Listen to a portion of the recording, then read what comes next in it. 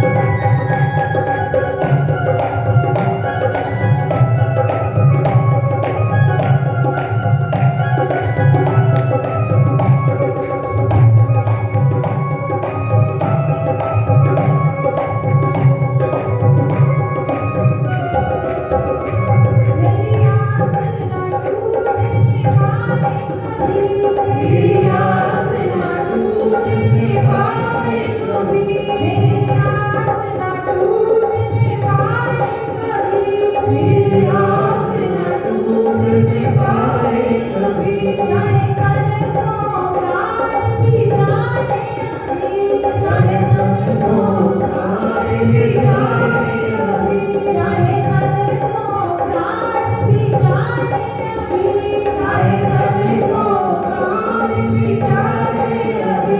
मोहे दर्शन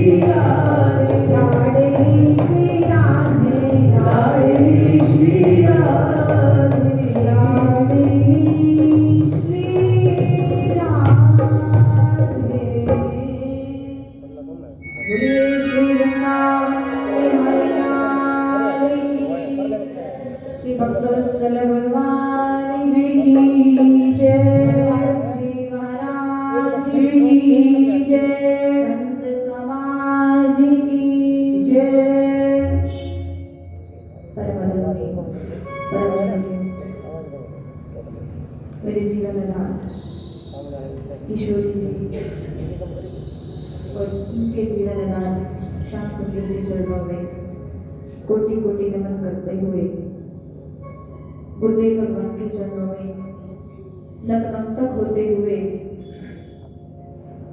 भारतवर्ष के समस्त संतों रसिकों के चरणों की रक्ष को मस्तक पर धारण करते हुए श्री बरसाना धाम, नंदगांव धाम, वृंदावन धाम की पावन रज को प्रणाम करते हुए भारतवर्ष के समस्त तीर्थों को नतमस्तक होते हुए जगत जननी गौ माता के पवित्र चरणों में प्रणाम करते हुए गिरिराज भगवान के चरणों में नतमस्तक होते हुए जगन्नाथ भगवान को प्रणाम करते हुए इस मंदिर प्रांगण में विराजित समस्त देवी देवताओं की चरण रज को मस्तक धारण करते हुए मेरे समक्ष उपस्थित भक्त वृंदों के हृदय में विराजित ठाकुर बांके बिहारी को मेरा कोटि कोटि प्रणाम और आप सबको सादर जय श्री राधे, जय श्री कृष्ण। आइए भगवत प्रेरणा से, भगवत इच्छा से, उनकी परम मंगल कृपा से ही बड़ा सुंदर अवसर मंदिर के वार्षिक उत्सव के दौरान ये 5 दिन का समय हमें प्राप्त हुआ है उत्सव मनाने के लिए। जिस उत्सव में हम सभी भक्तमाल जी पर चर्चा करने के लिए एकत्रित हुए हैं। भक्तमाल चरित्र जिस ग्रंथ की रचना आज से लगभग 400 वर्ष पूर्व नाभाजी महाराज ने अपने गुरुदेव की आज्ञा से इस ग्रंथ को प्रकाशित किया। भक्तमाल जैसा कि नाम से ही स्पष्ट हो रहा है, आपने कथाएं बहुत सी श्रवण की होंगी। लगभग इस कली काल में श्रीमद् भागवत कथा का अत्यधिक प्रचार प्रसार है, लेकिन भक्तमाल के विषय में कम ही लोग जानकारी रखते हैं या फिर कम ही लोगों को इसके बारे में ज्ञान है। भक्तमाल ग्रंथ ये वो ग्रंथ है जिस ग्रंथ में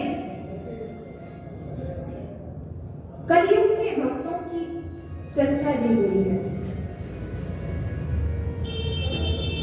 जैसे किसी भी भक्त को यदि भगवान राम के चरित्रों का अध्ययन करना हो तो उसे रामायण जी का आश्रय लेना होगा, उसे रामायण का पठन पाठन करना होगा।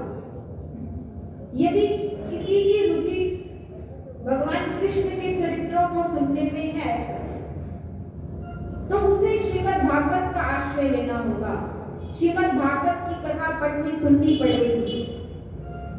ठीक इसी प्रकार यदि कोई भक्त उन लीलाओं को, उन भावों को देखना चाहता है कि भगवान ने सूरदास जी के साथ कैसी कैसी लीलाएं की, मीरा जी के साथ कौन सी घटनाएं हुई, प्रहलाद जी का चरित्र कैसे घटित हुआ, ये सब यदि हम देखना चाहते हैं इन चरित्रों को तो हमें इसके लिए आश्रय लेना होगा श्री भक्तमाल जी का। बोलिए भक्तवत्सल भगवान की जय।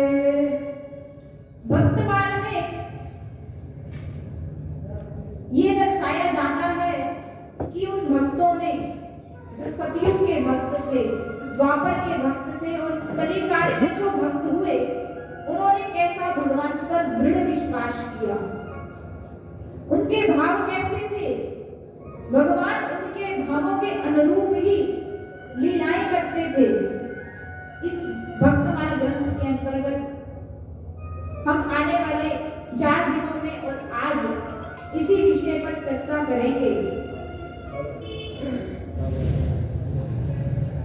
भक्तमाल जी के ग्रंथ में भगवान के द्वारा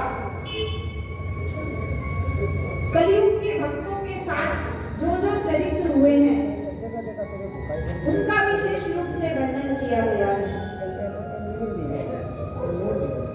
क्योंकि तुलसी बाबा श्री रामचरित्र मानस में एक संकेत देते हैं,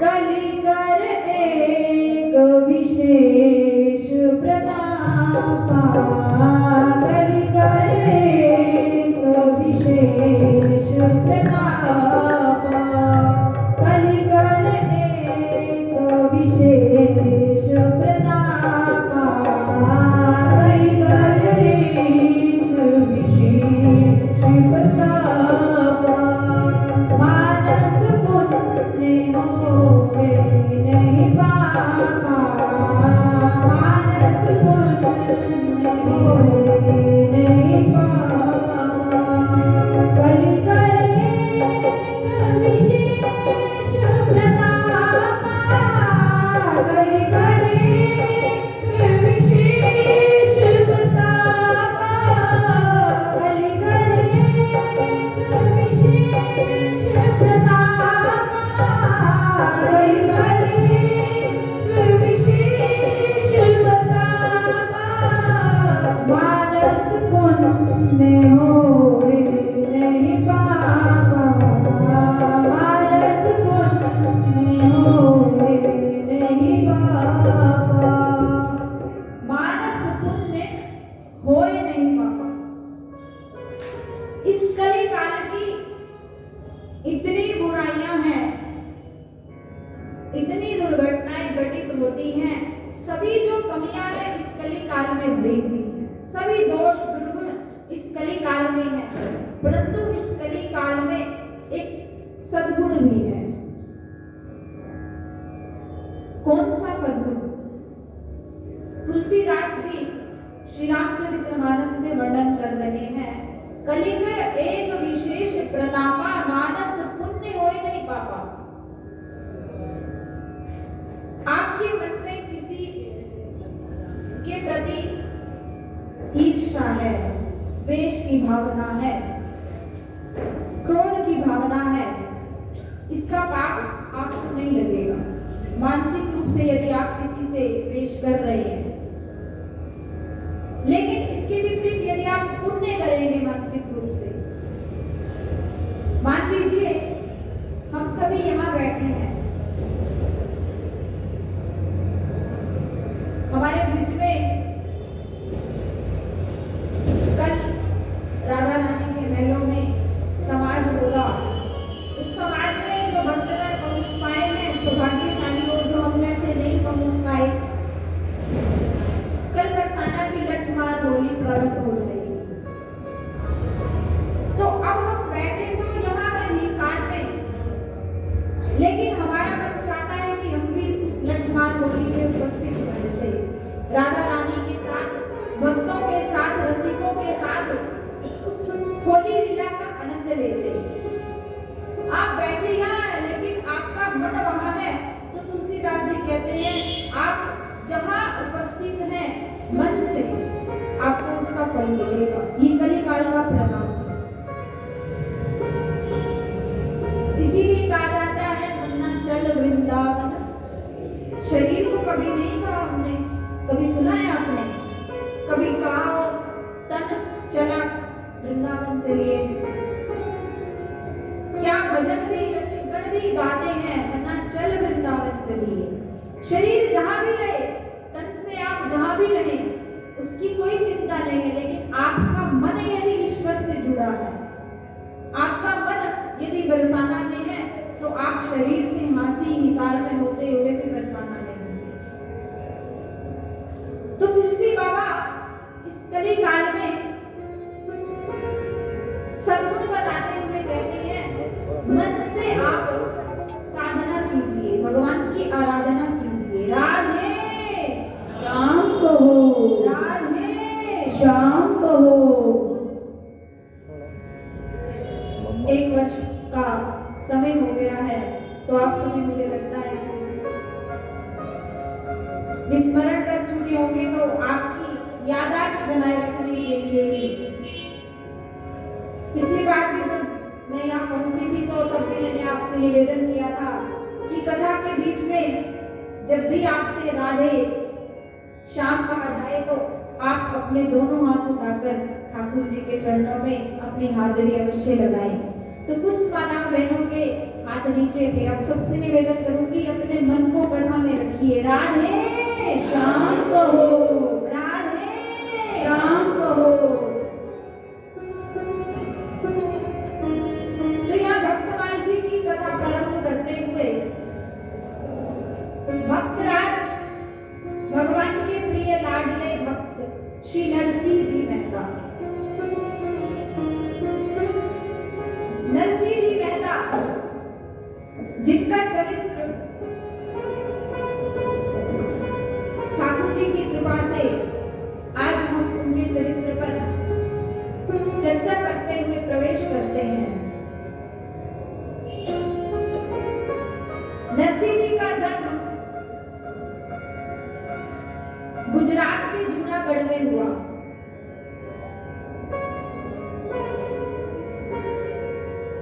जब नरसिंह जी की उत्पत्ति हुई उस समय मुगलों का शासन काल था। मुगलों के शासन काल में संतों का अपमान किया जाता था, भक्तों की हंसी उड़ाई जाती थी। आज हम स्वतंत्रता से तिलक लगा सकते हैं, भगवान का गुणगान कर सकते हैं, भगवान का कीर्तन कर सकते हैं, लेकिन जिस समय नरसिंह जी ने गुजरात में भक्ति का डंका बजाया तो उस समय तिलक लगाने पर भी अपराध माना जाता था। माला धारण करने पर तुलसी की माला धारण करना, जनेऊ पहनना, चोटी रखना,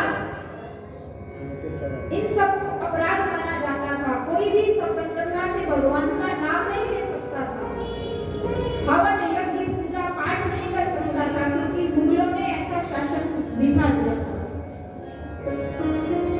ऐसे शासन काल में भी भक्त नरसिंह जी मेहता ने उस समय पूरे जूनागढ़ में भक्ति का डंका बजाया। प्रत्येक गली गली ऊंचे ऊंचे में जाकर उन्होंने भक्ति का प्रवाह, भक्ति को स्थापित किया।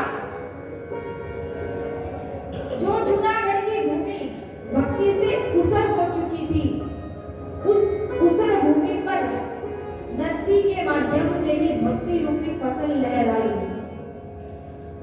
और आज भी आप अनेक संतों के मुख से, जो बड़े बड़े संत हैं, कथावाचक हैं, उनके मुख से आप टीवी के माध्यम से श्रवण करते होंगे नरसिंह जी के जीवन पर चर्चा। क्योंकि नरसिंह जी ने ऐसे समय में भक्ति की प्रचार किया, भक्ति की लो लगाई, जहां भगवान नाम लेना अपराध माना जाता था। जो भी भगवान का नाम लेता था उसे जेल में उठाकर डाल दिया जाता था। जो तिलक धारण करता था उसे दंड दिया जाता था। लेकिन नरसिंह जी ने ऐसी कठिन विपरीत परिस्थिति में भी भगवान का भजन किया, स्वयं भी किया और औरों से भी कराया। पूरे जूनागढ़ की भूमि पर भक्ति का प्रसार किया। तो उन्हीं जीवन चरित्रों पर चर्चा करते हुए नरसिंह जी के पिता हैं कृष्ण दामोदर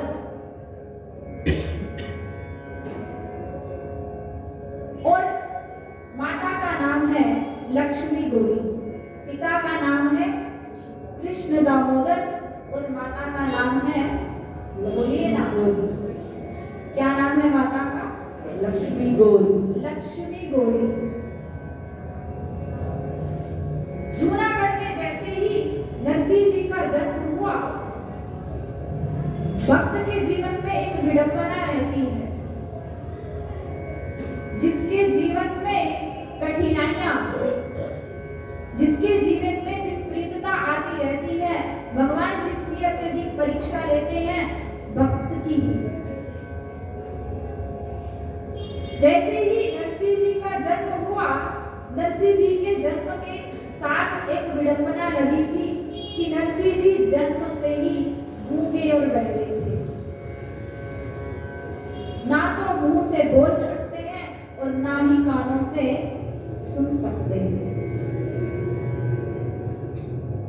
5 वर्ष के जैसे ही हुए माता और पिता दोनों का देहांत हो गया।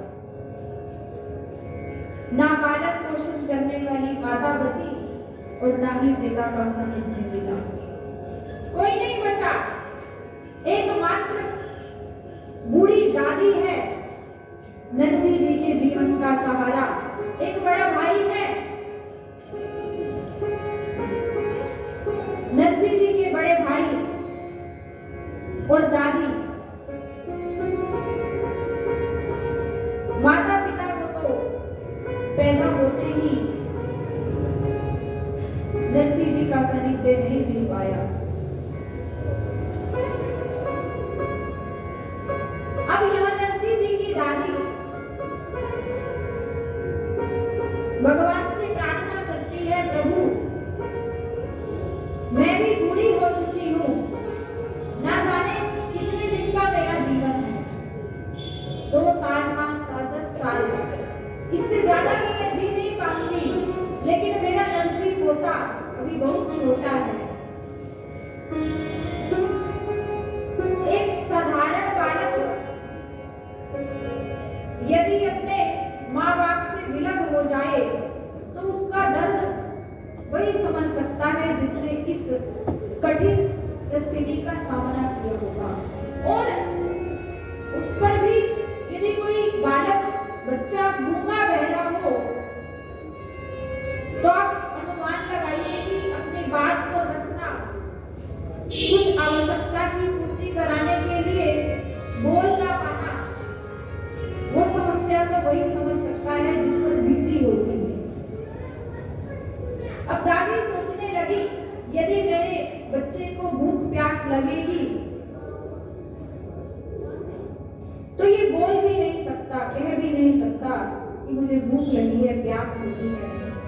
एक माँ ही होती है जो बच्चे की बिना कहे उसकी हर बात को समझ जाती है। समझती हो या नहीं मेरी माताओं बहनों? बोलिए ना, भाई लोग भी समझ जाते।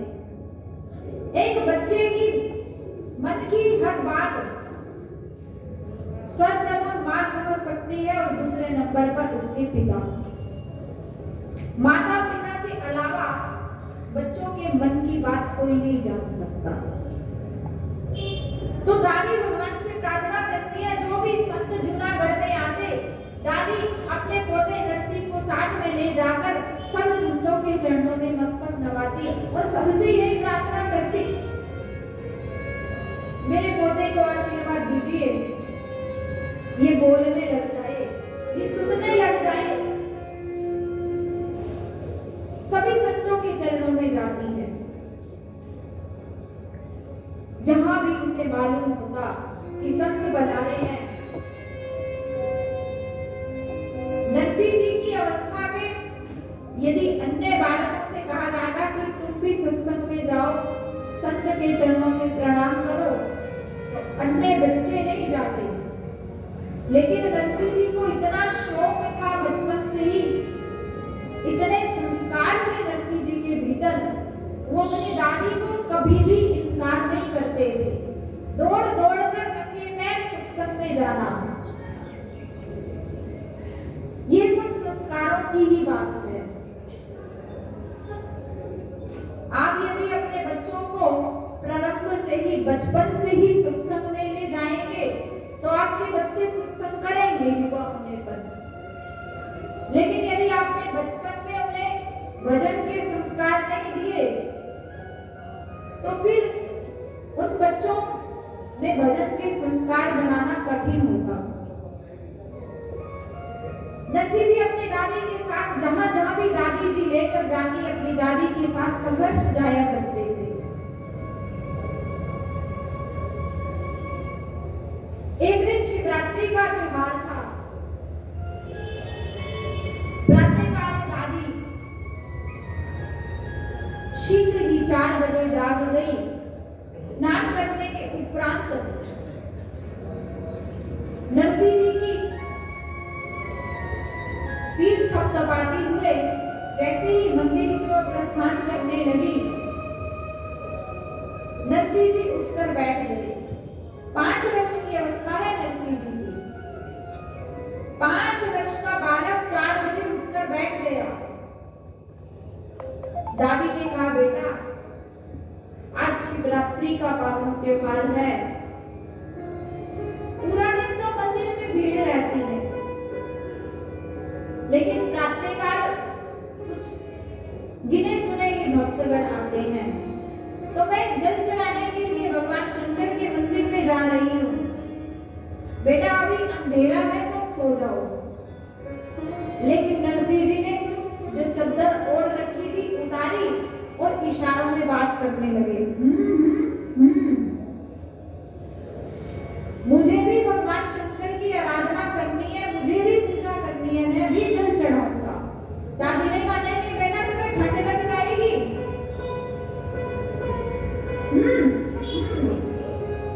मैं आपके साथ अवश्य चलूंगा। बालक नरसिंह नहा धोकर मंदिर चल पड़ा। जैसे ही भगवान शंकर की पिंडी पर जल चढ़ा रही हैं, जल के साथ साथ नेत्रों से अश्रुपात हो रहा है। नमः शिवाय, नमः शिवाय, नमः शिवाय का जाप चल रहा है। हाथों से तो जलधार बह रही है, लेकिन आंखों से अश्रुधार भगवान शंकर की पिंडी पर गिर रही है। बोलिए शंकर भगवान की जय। भगवान शंकर की पिंडी पर नेत्रों से अश्रुधार प्रवाहित कर रही है आज दादी। हे भोलेनाथ, अकारण करुणा वर्णाल्य, करुणा के सागर, कर्पूर गौरम करुणावतारम संसार सारम भुजगेन्द्रहारम सदा वसन्तं हृदयारविन्दे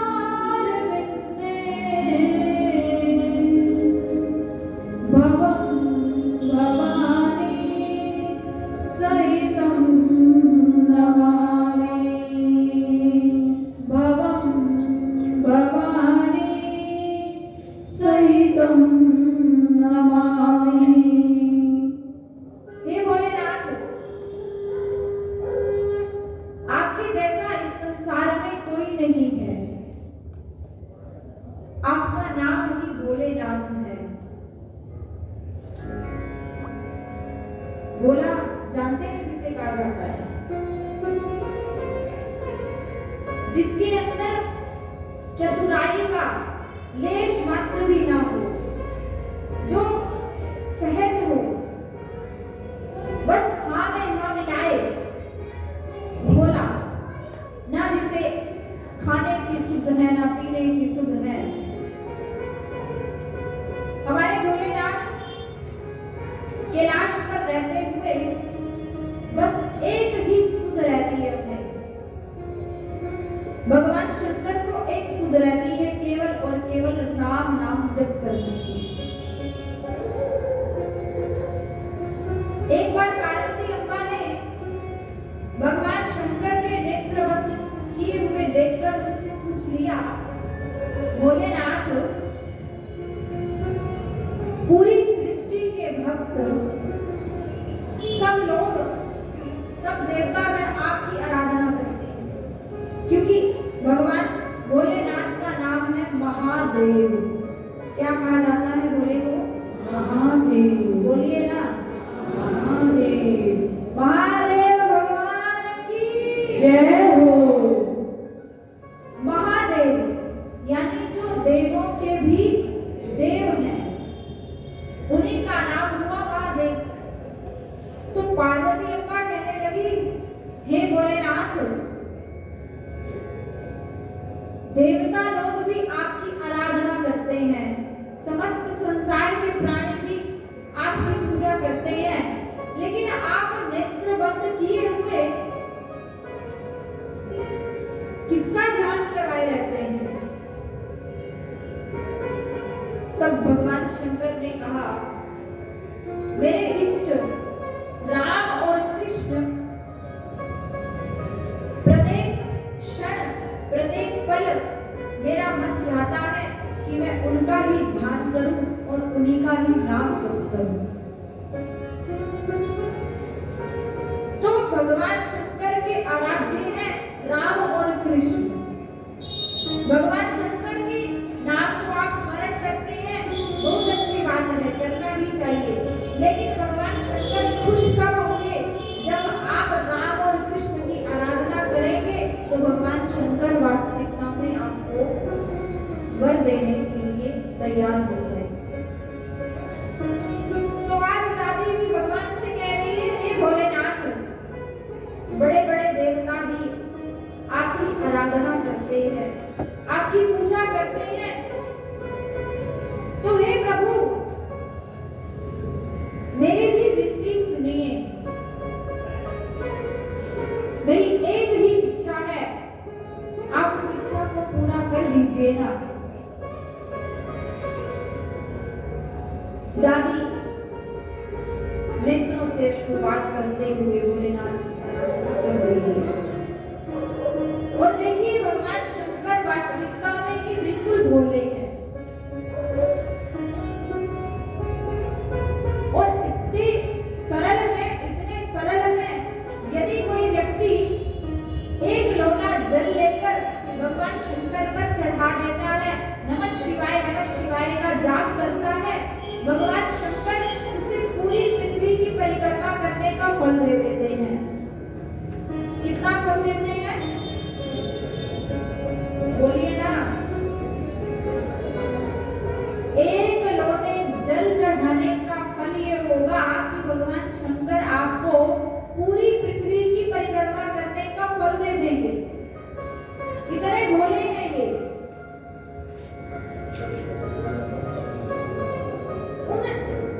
भोलेनाथ का नाम भोला क्यों पड़ा? क्योंकि भगवान शंकर, राम, कृष्ण, हनुमान, शिव, किसी में कोई भेद नहीं है, सब एक ही है। एक चोर जिसे काफी दिनों से कहीं चोरी करने का अवसर नहीं प्राप्त हुआ था, राधे शाम कहो, राधे शाम कहो। काफी समय से कहीं डाका नहीं डाल पाया, चोरी नहीं कर पाया, घर में बच्चे भूखे हैं।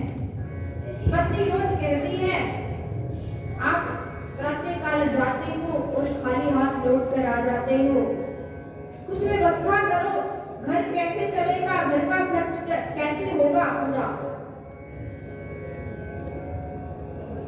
रोज चोर प्लानिंग करके जाता है कि आज मैं यहाँ डाका अवश्य डालूंगा, नियोजन करता है इस स्थान पर डालूंगा, लेकिन किसी ना किसी कारणवश से वो अपने कार्य में सफल नहीं हो पाया। जंगल में पहुंचा, भगवान शंकर का मंदिर था जंगल पे। भगवान शंकर और हनुमान जी महाराज एक ऐसे देवता है जिनका मंदिर आपको जंगल में भी मिल जाएगा, क्योंकि इनकी पूजा के लिए अत्यधिक पकवानों की, मिष्ठान की और सामग्री की आवश्यकता नहीं रहती। पेड़ के नीचे भी कहीं भी आप दृष्टिपात करें तो आपको शंकर जी की पिंडी या हनुमान जी का स्वरूप मिल ही जाएगा। तो जंगल में भगवान शंकर का मंदिर था। अब चोर सोचता है क्यों ना इसी मंदिर में ही आज अपना कार्य सिद्ध किया जाए। प्रातः काल से लेकर सायंकाल तक भीड़ रहती है भगवान के मंदिर में। जैसे ही सायंकाल के समय पुजारी जी आरती शयन के बाद अपने घर को गए, दिन भर से वो इंतजार कर रहा था कि कब पुजारी जी और भक्तों से रिक्त हो मंदिर और कब मैं मंदिर के भीतर प्रवेश करूं। जैसे ही देखता है पुजारी जी भी नहीं है मंदिर में और भक्तगण भी नहीं है, सब अपने अपने कार्य को चले गए। अब ये चोर मंदिर में प्रवेश करता है। चारों ओर दृष्टि डाली लेकिन कुछ भी नहीं मिला। भगवान शंकर की पिंडी पर देखा, सोचता था कुछ फल वगैरह भक्त चढ़ा जाते हैं, दूध है, फल है, मिष्ठान है, भगवान की पिंडी पर रखे होंगे, वही चोरी कर लूंगा और बच्चों की भूख मिटाऊंगा। लेकिन पिंडी पर क्योंकि प्रातःकाल पुजारी जी सब सफाई कर देते हैं तो वो भी उपलब्ध नहीं हुआ। अब माथा धड़कने लगा, क्या किया जाए। बच्चों की रोती हुई आंखें सामने आ गई। भगवान शंकर से कहने लगा, प्रभु कोई तो रास्ता दिखाओ, मैंने सुना है आपके द्वार से कोई खाली नहीं जाता, आज मैं क्या खाली हाथ जाऊंगा। मैं भी तो आपके द्वार पर आस लेकर आया हूँ, प्रभु कोई रास्ता दिखाओ। जैसे ही प्रार्थना कर रहा था, नेत्र खोले, भगवान शंकर की पिंडी के ऊपर ही एक घंटा लटका था। अरे भगवान ने रास्ता दिखाई दिया, चलो आज इस घंटे से ही अपना गुजारा करते हैं। अब घंटा काफी ऊंचा लगा है, जैसे पंखा कितना ऊंचा लगा है, तो नीचे गर्मी के समय हवा कम पहुंच पाती है। हाथ से उतारने की कोशिश की, लेकिन हाथ नहीं पहुंच पाया। इधर उधर दृष्टि घुमा कर देखता है, कोई स्टूल भी नहीं रखा, कुर्सी मेज कुछ साधन उपलब्ध नहीं हुआ। तो भगवान शंकर की जिलेबी पर एक पांव रख दिया। अभी भी घंटा ऊंचा है, हाथ नहीं पहुंच पा रहा था, तो सोचने लगा, एक पैर तो भगवान की पिंडी पर रख ही दिया है, भगवान की जिलेबी पर रख ही दिया है, तो क्यों ना दूसरा भी रख लिया जाए। जैसे ही उसने दूसरा पांव भगवान शंकर की पिंडी पर रखा, भगवान शंकर उसी पिंडी से प्रकट हो गए। बोलिए शंकर भगवान की जय। अब आप कहोगे भाई भगवान शंकर क्यों प्रकट हो गए, आपके मन में प्रश्न उठ रहा होगा। भगवान शंकर ने उस भक्त से कहा, बेटा कोई व्यक्ति आकर एक लोटा जल चढ़ाता है, दूसरा बेलपत्र ले आएगा, तीसरा चंदन फूल लेकर आएगा, लेकिन तुम तो ऐसे सरल भक्त हो जिसने मुझे अपने आप को ही समर्पित कर दिया, इसीलिए वर मांगो, तुम क्या मांगते हो मैं देने के लिए तैयार हूं। इतने सरल है भोलेनाथ, इसीलिए उनको कहा जाता है भोले। क्या कहा जाता है? भोलेनाथ। हर हर महादेव शंभु, काशी विश्वनाथ वंदे। हर हर महादेव शंभु, काशी विश्वनाथ वंदे। हर हर महादेव शंभु, काशी विश्वनाथ वंदे। हर हर महादेव शंभु, काशी विश्वनाथ वंदे। काशी विश्वनाथ वंदे, काशी अमरनाथ वंदे। काशी विश्वनाथ वंदे, काशी अमरनाथ वंदे। काशी विश्वनाथ वंदे, माता पार्वती संदे। काशी विश्वनाथ वंदे, माता पार्वती संदे। हर हर महादेव शंभो, काशी विश्वनाथ वंदे। हर हर महादेव शंभो, काशी विश्वनाथ वंदे। हर हर महादेव शंभो, काशी विश्वनाथ वंदे। हर हर महादेव शंभो, काशी विश्वनाथ वंदे। काशी विश्वनाथ वंदे, माता पार्वती संदे। काशी विश्वनाथ वंदे, माता पार्वती संदे। काशी विश्वनाथ वंदे, माता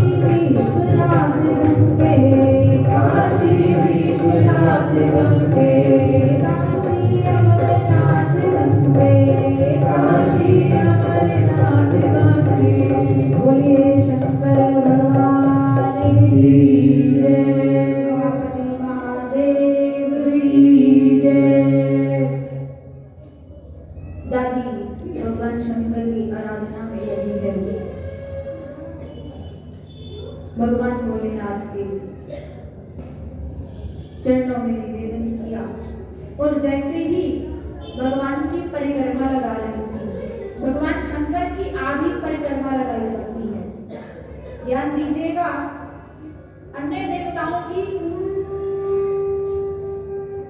तो 4, 7, 11 इस प्रकार की परिक्रमा लगाई जा सकती है, लेकिन भगवान शंकर की कभी भी पूरी परिक्रमा नहीं लगाई जाती। तो जैसे ही दादी परिक्रमा लगा रही थी, परिक्रमा मार्ग में एक सिद्ध संत बैठे थे। अलौकिक तेज है संत के चेहरे पर, नेत्र बंद किए हुए संत ध्यान मुद्रा में बैठे हैं, जाप चल रहा है मन। अब दादी सोचने लगी,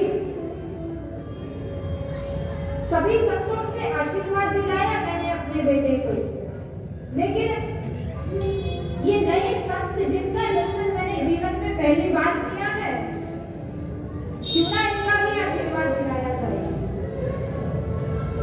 दादी संत के चरणों में प्रणाम करती है। संत भजन में लगे थे, नहीं चाहते थे कि उनके भजन में विक्षेप हो, क्योंकि अन्न का एक कण और संत का एक क्षण कभी भी व्यर्थ नहीं गंवाना चाहिए। संतों के पास जाकर अक्सर हम अपने घर परिवार, अपनी समस्याओं की चर्चा करते हैं, लेकिन वास्तविकता में रसिक जनों से, भक्तों से ऐसा सुना है मैंने, जब भी आप संतों की शरणागति जाएं तो अपनी समस्याओं की चर्चा ना करें, बल्कि संतों के चरणों में बैठकर संतों से अपने भक्ति मार्ग के लिए मार्गदर्शन मांगे, उनसे निवेदन करें कि हमारी भक्ति कैसे बढ़ेगी, भगवान के चरणों में हमारी प्रीति कैसे होगी, इसका मार्गदर्शन करने की कृपा करें। संत नाम जप में लगे थे, नहीं चाहते थे कि कोई उन्हें बाधा उपस्थित करे। दादी ने चरणों में जाकर निवेदन किया, महाराज प्रणाम। तब भी कोई उत्तर नहीं।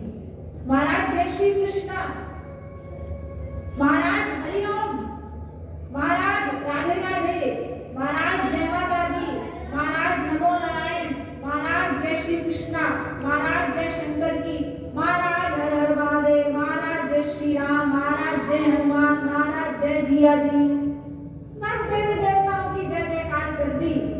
जय हो महाराज, जय हो महाराज, जय हो महाराज करते करते दादी ने ऐसी रटक लगा दी। अब संत सोचने लगे, यदि आंख खोलकर मैंने इस दादी से बात नहीं की, या तो मैं अपना मंत्र भूल जाऊंगा, जो दादी बोल रही है वो बोलने लगूंगा। एकदम से संत ने अपने नेत्र खोले और दादी से पूछा, क्या बात है दादी, क्यों मेरे भजन में बाधा उपस्थित करने में लगी हो, क्या चाहती हो मुझसे? अरे महाराज, मैं कोई आपका दंड कमंडल तो ले नहीं रही थी, ना ही आपके वस्त्र छीन रही थी, बस मैं तो आपसे अपने पोते को आशीर्वाद दिलाना चाहती हूँ। पोते को आशीर्वाद दिलाना चाहती हो? हाँ महाराज, आप मेरे पोते को आशीर्वाद दे दीजिए। अनाथ है मेरा पोता, माँ बाप इसके जन्म लेते ही सिधार गए, मेरे सिवा इसका कोई दुनिया में नहीं है। बड़ा भाई है बंसीधर, ये ना तो कानों से सुन सकता है और ना ही मुख से बोल सकता है। आप मेरे पोते को आशीर्वाद दीजिए, ये सुनने और बोलने लग जाए। बुलाओ अपने पोते को, कहाँ है तुम्हारा पोता? जैसे ही दादी ने आवाज लगाई, अरे नरसी, नरसी बेटा, दौड़कर नरसिंह जी संत के पास आए, साष्टांग दंडवत प्रणाम कर दी। साष्टांग प्रणाम समझते हैं आप? लेट कर। स्त्रियों के लिए इस प्रणाम की मर्यादा है, पंचांग प्रणाम स्त्रियों को करना चाहिए। साष्टांग प्रणाम पुरुष भाई लोग कर सकते हैं, और लेकिन आज ऐसा प्रणाम करते हुए कम ही देखा जाता है। जैसे ही संत ने देखा छोटा सा नन्हा सा बच्चा 5 वर्ष का साष्टांग प्रणाम कर रहा है, संत समझ गए संस्कारी बालक है। देखिए, आपके व्यक्तित्व से ही आपके जीवन चरित्र का अनुमान लगाया जा सकता है। आपकी दिनचर्या, आपका बोलने का ढंग, आपका व्यवहार करने का ढंग। कोई व्यक्ति इत्र के बाजार से आए, कोई व्यक्ति इत्र के बाजार से होकर आए, उसे किसी को बताना नहीं पड़ेगा कि वो इत्र के बाजार से होकर आया है, क्योंकि इत्र की महक ही सबको प्रदर्शित कर देगी कि आज ये इत्र के बाजार गया था। ठीक इसी प्रकार आप भक्त हैं, हम भक्त हैं। हमारा व्यवहार, हमारे भाव, हमारा बोलचाल का ढंग ये प्रदर्शित करना चाहिए कि हम भक्त हैं, भगवान से जुड़े हैं। भक्ति के कुछ चिन्ह तो प्रदर्शित होने चाहिए ना, जिस मार्ग में हम चले। जैसे ही बालक छोटे से नरसिंह ने, बच्चे नरसिंह ने संत के चरणों में प्रणाम किया, साष्टांग प्रणाम किया, संत गदगद हो गए। अरे दादी, ये है तुम्हारा पोता? जी महाराज, ये मेरा पोता है नरसिंह। महाराज, ना तो ये मुंह से बोल सकता है और ना ही कानों से सुन सकता है। ना माँ का प्यार मिला, ना बाप का स्नेह प्राप्त हुआ। अब कृपा कीजिए ना इस पर, ये बोलने लग जाए। बस मेरे जीवन की यही इच्छा रह गई है।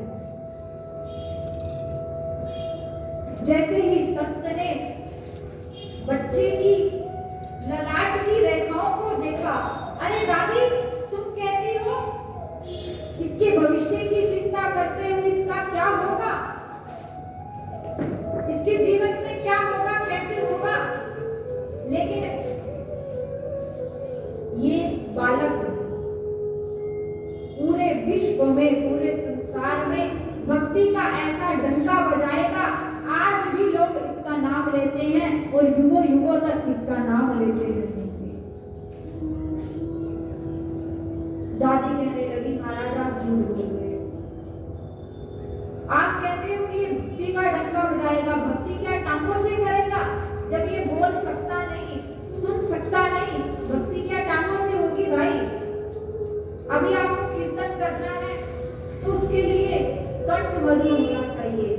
प्रवचन करना है तो उसके लिए आपको गीता, रामायण, भागवत अनेक संतों के द्वारा प्रस्तुत किए हुए पुस्तकों का ज्ञान होना चाहिए। तभी आप भक्ति के कुछ लक्षण प्रस्तुत कर सकते हैं। तो दादी कहने लगी, महाराज आपका आशीर्वाद झूठा है। संत कहने लगे, दादी यदि मैं जीवित रहा और तुम भी रही तो तुम अपनी आंखों से देख पाओगी कि तुम्हारा पोता कितना बड़ा भक्त बनेगा भगवान का। पूरे जूनागढ़ में नहीं, पूरे विश्व में इसकी भक्ति का प्रचार प्रसार होगा। महाराज, मेरा पोता तो बोल भी नहीं सकता, सुन भी नहीं सकता, भक्ति कैसे करेगा?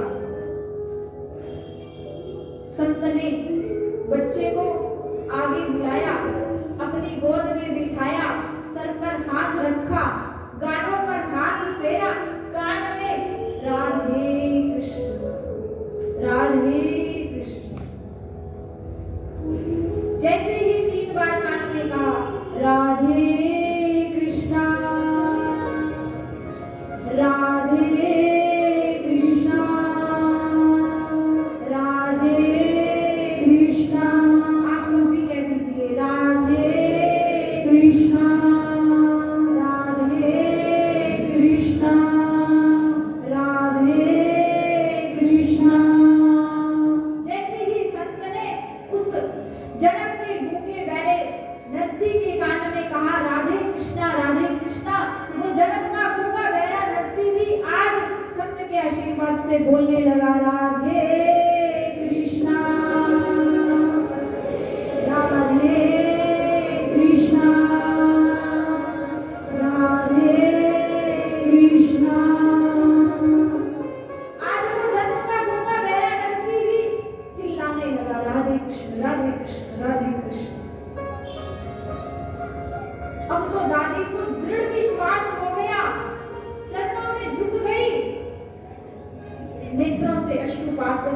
नहीं हो रहा था।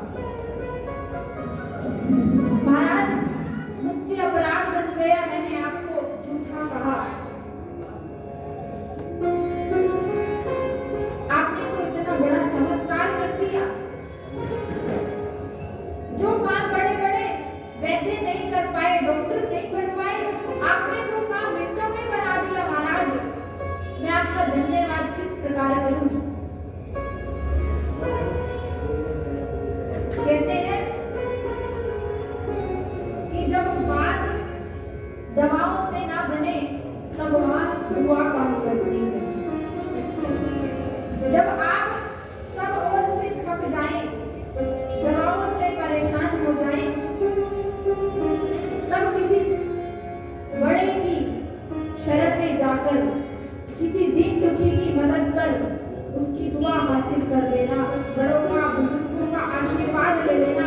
जो काम आपका नहीं बन पा रहा था, उलझा हुआ था, कोई ना कोई रास्ता आपको अवश्य मिलना प्रारंभ हो जाएगा। क्योंकि भगवान की भक्ति में, दुआओं में ऐसी ताकत है। आज दादी घंटे हो गई, खुशी खुशी घर पहुंची।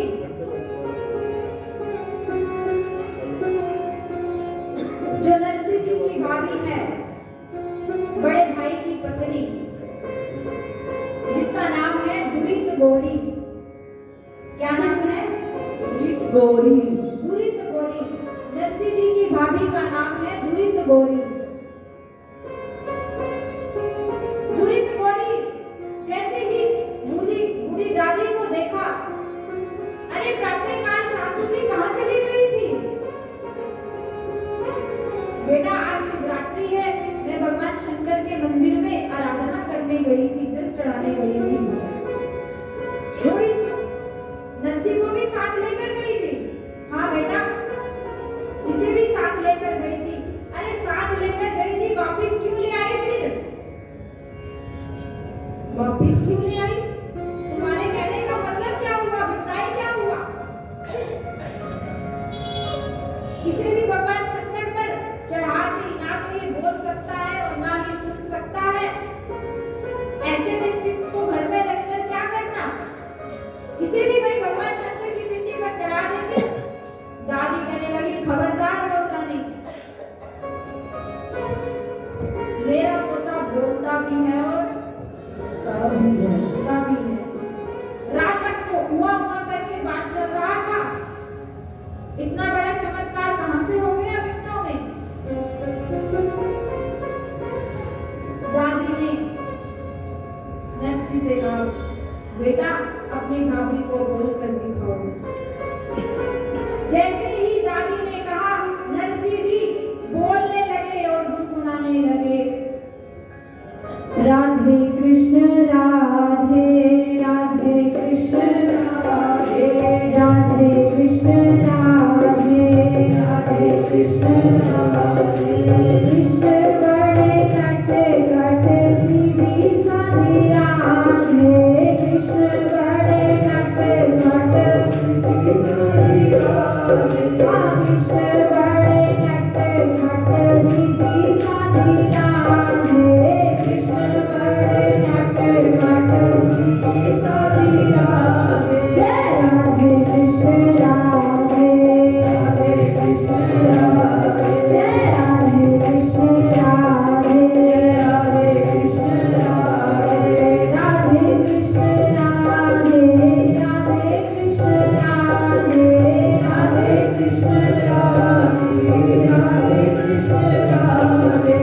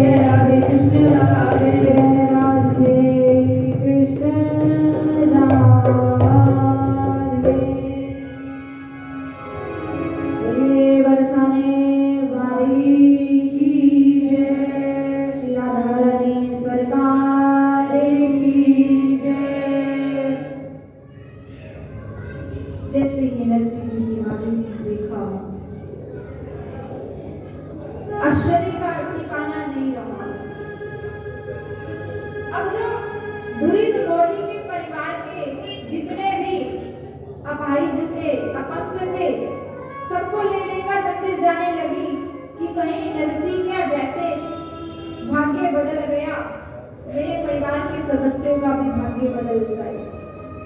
लेकिन पूरा दिन मंदिर में बैठी रही, ना तो वहां किसी संत के दर्शन हुए और ना ही किसी महंत के दर्शन हुए। श्री भक्तमाल में नाभाजी कहते हैं वहां स्वयं भगवान शंकर ही संत का रूप धारण कर नरसी जी पर कृपा कर गए। नरसी जी के लिए भगवान शंकर ने संत का रूप बनाया और अपने भक्त नरसी को बोलने की और सुनने की शक्ति प्रदान करनी है। अब देखिए, आज हमारे समाज में या हमारे परिवारों में कोई ऐसा बच्चा जन्म लेता है या हमारे यहाँ ऐसा कोई अपाहिज बच्चा हो, तो परिवार वाले, समाज वाले उस व्यक्तित्व से घृणा करने लगते हैं। हम उसे अपना दुर्भाग्य मानते हैं। हमारे समाज की ये स्थिति है। लेकिन भक्तमाल में श्री नाभाजी महाराज कहते हैं, और मैं भी आप सबसे निवेदन करना चाहूंगी कि ऐसे बच्चों से जो किसी अंक से अपाहिज हो या विकलांग हो, आप उन्हें घृणा की दृष्टि से मत देखिए, बल्कि वो आपके प्रेम और स्नेह, दया के अधिकारी हैं। प्रेम स्नेह दया के पात्र हैं। ये तो आपका सौभाग्य है कि ऐसे व्यक्तित्व, मैंने संत के मुख से श्रवण किया था कि देखिए, हर घर में तो संत का जन्म नहीं हो सकता। हर घर में तो भगवान उत्पन्न होकर, भगवान प्रकट होकर हर भक्त की इच्छा पूरी नहीं कर सकते। लेकिन जब भगवान का किसी पर कृपा करने का मन होता है, किसी की सेवा लेने का मन होता है, तब भगवान उस घर में अपने किसी संत को ऐसा व्यक्तित्व बनाकर उत्पन्न कर देते हैं, ताकि हम लोग उनकी सेवा कर अपने भाग्य को बना सकें। हमारे समाज में मैंने ऐसे कई उदाहरण भी देखे हैं कि कई लोग कहते हैं, जब तक वो अपाहिज व्यक्ति बालक हमारे घर था तो हमारे घर में संपन्नता थी, हमारे घर में सब वैभव था, धन था, काम धंधा अच्छा चल रहा था। लेकिन जैसे ही उस अपाहिज व्यक्ति का जाना हुआ तो मानो धन भी उसके साथ साथ विदा हो गया। मैंने ऐसे कई उदाहरण देखे हैं। तो संत की बात मुझे याद आ गई। तो ऐसे व्यक्तित्व दया, स्नेह, प्रेम के पात्र होते हैं। आप उन पर, उन्हें आलोचना की दृष्टि से ना देखकर उन पर दया करें। यहाँ नरसी जी ने आज जैसे ही बोलने और सुनने की शक्ति प्राप्त की, राधे श्याम कहो, राधे श्याम कहो। नरसी जी को जैसे ही बोलने और सुनने की शक्ति प्राप्त हुई तो नरसी जी ने आज संकल्प कर लिया कि जिसकी कृपा से मुझे बोलने की शक्ति मिली है, सुनने की शक्ति मिली है, बस मैं उन्हीं का नाम सुनूंगा, उन्हीं का नाम ही गाऊंगा। इसके अलावा मेरे जीवन में तीसरा कोई नहीं होगा।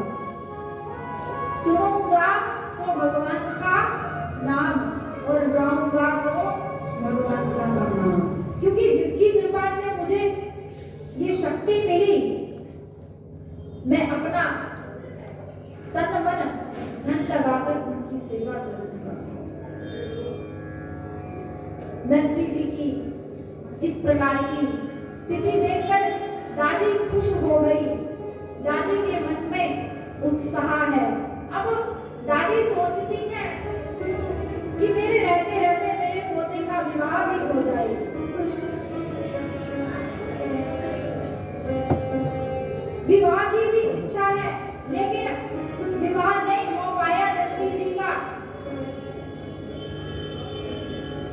नरसिंह जी अभी कुछ ही बड़े हुए थे, दादी जी का देहांत हो गया। 9 वर्ष की आयु में जो एक भक्ति मार्ग की सहयोगिनी थी दादी, वो भी नरसिंह जी से विलंब हो गई। नरसिंह जी के बड़े भाई जो समाज में अच्छा स्थान रखते थे, समाज में उनका काफी नाम था और बड़े अच्छे पद पर जो नौकरी करते थे, उस समय उनकी वेतन 100 रुपए हुआ करती थी, जो आज 1 लाख के बराबर है। जब नरसिंह जी कुछ पढ़े लिखे नहीं, हर समय नाम जप करते रहते, हर समय राधा कृष्ण राधा कृष्ण राधा कृष्ण करते रहते थे, तो नरसिंह जी के भैया भाभी उनसे घृणा करने लगे। ना कुछ कमा कर लाता है, ना ही घर के काम में सहयोग करता है। तो नरसिंह जी की भाभी ने उनकी एक ड्यूटी लगा दी, घर के भोजन के लिए समिधा लाना है, जंगल से लकड़ियां लेकर आओगे तभी भोजन घर में बनेगा। नरसिंह जी प्रातःकाल उठकर भोजन के लिए समिधा लेकर आते, नित्य प्रति जंगल जाते, प्रातःकाल भी और सायंकाल भी।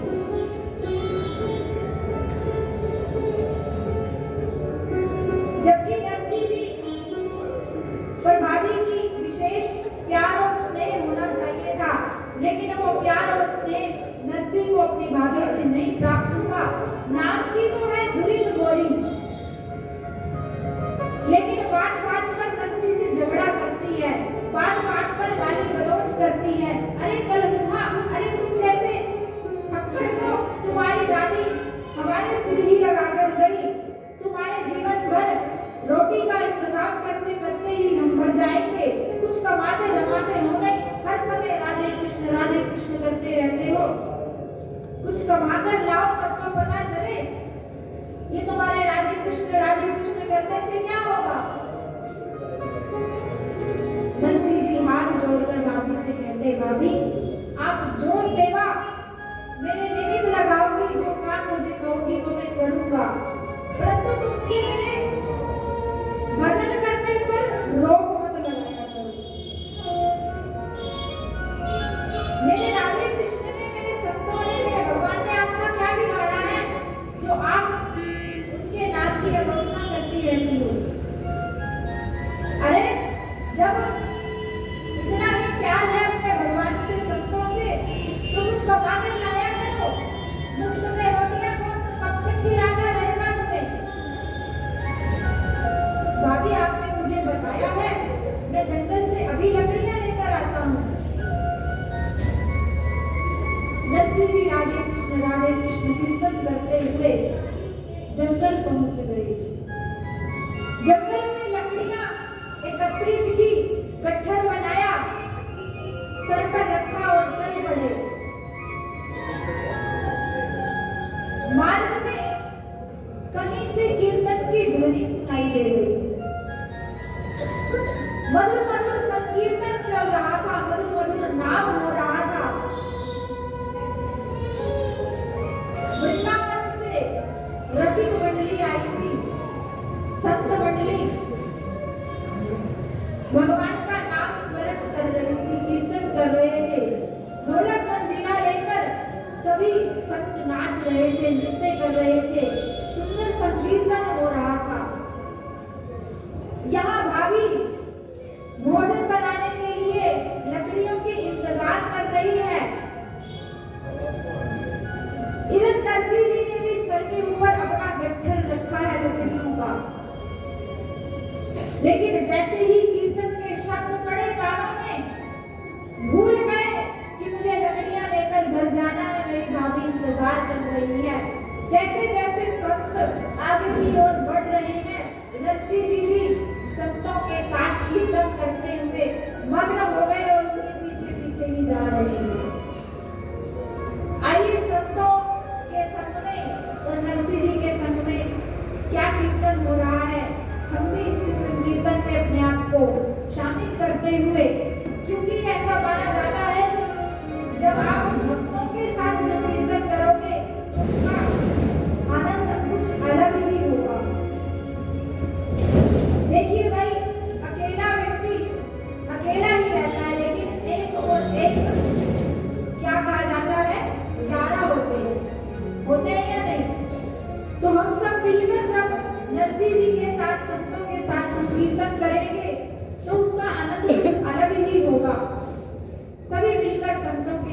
संकीर्तन में शामिल होते हुए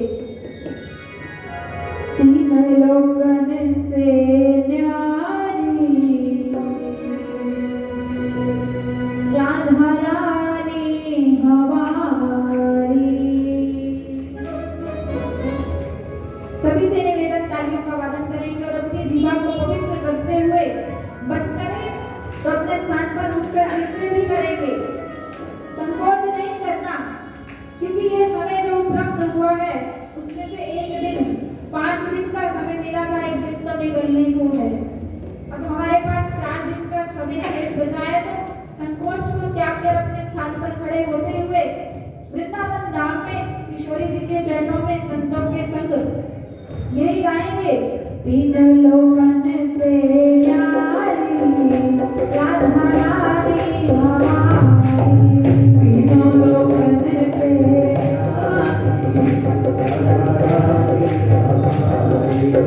तीन लोकन से न्यारी राधा रानी हमारी। तीन लोकन से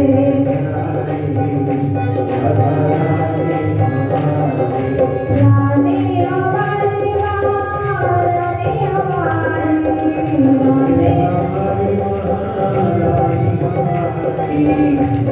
हमारी महारानी हमारी रानी हमारी महारानी हमारी। तीन लोकन से राधा रानी हमारी। तीनों लोकन से न्यारी राधा रानी हमारी।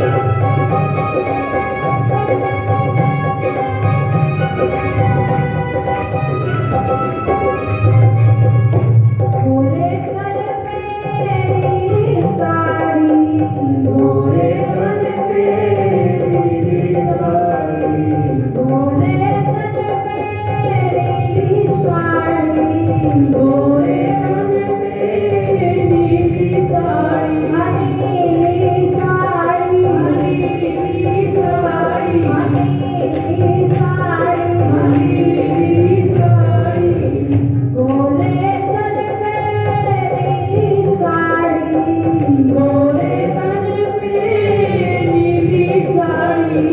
ऊपर है ऊपर है गोरा की नारी हरी नारी हमारी।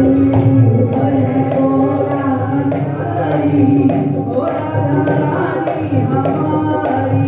रानी हमारी महारानी हमारी रानी हमारी महारानी हमारी। रानी हमारी महारानी हमारी रानी हमारी महारानी हमारी।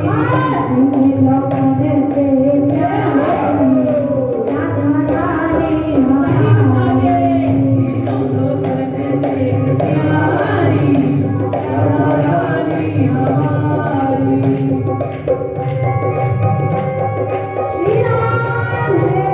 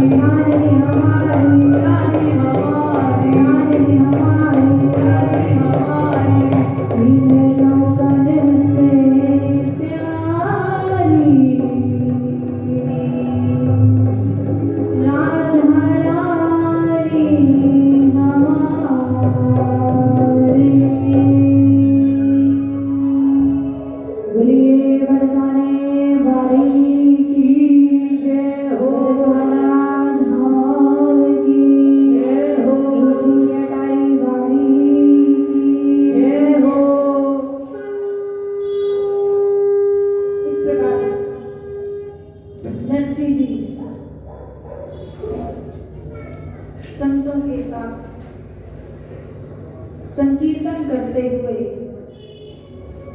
संकीर्तन में इतने मग्न हो गए, सुध बुध खो बैठे। 12 बज गए, 1 बज गए, कोई सुध नहीं है।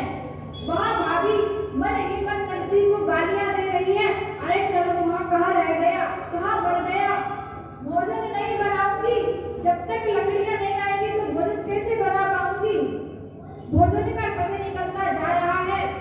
इस राधे कृष्ण के पुजारी को तो कोई काम कहना भी सफल नहीं हो सकता। कहीं रम गया होगा संतों की टोली में। इसे क्या चिंता, कोई भूखा मरे या कोई प्यासा मर जाए, इसको किस बात की चिंता। इसे तो बस एक बात की चिंता रहती है, राधे कृष्ण करने की। वहां नरसिंह जी कीर्तन में मग्न है। सायंकाल जब संकीर्तन समाप्त हुआ तब नरसिंह जी की ध्यान मुद्रा टूटी। अरे प्रातः काल मैं घर से निकला था लकड़ियां लेने,